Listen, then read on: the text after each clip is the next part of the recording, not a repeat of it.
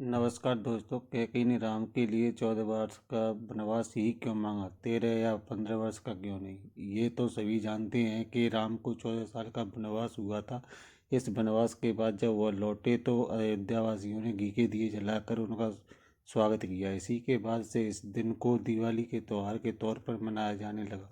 मगर क्या कभी आपने सोचा है कि राम को 14 साल का ही वनवास क्यों हुआ, 10 या 12 या 13 साल का क्यों नहीं।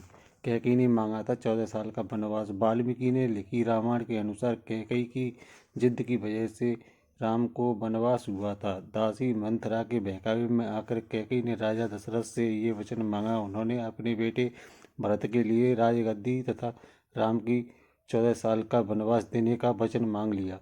दशरथ ये वचन देते वक्त बेहद दुखी अवस्था में थे, लेकिन वचनबद्ध होकर वह कुछ नहीं कर सके। राम भी इसका विरोध कर सकते थे, लेकिन उन्होंने भी ऐसा नहीं किया। इसीलिए कहा जाता है कि रघुकुल रीत सदा चली आई, प्राण जाए पर वचन न जाए। इसीलिए 10 या 12 नहीं मांगे गए थे, 14 साल का वनवास मांगा।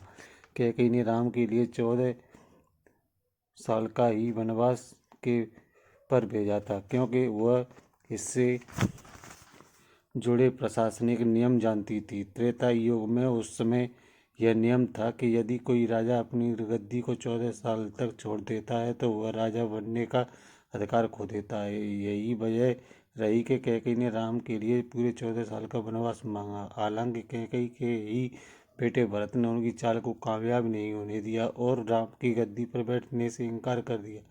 जब राम वनवास पूरा करके लौटे तो भरत ने उन्हें उनकी राजगद्दी सम्मानित के साथ लौटा दी। द्वापर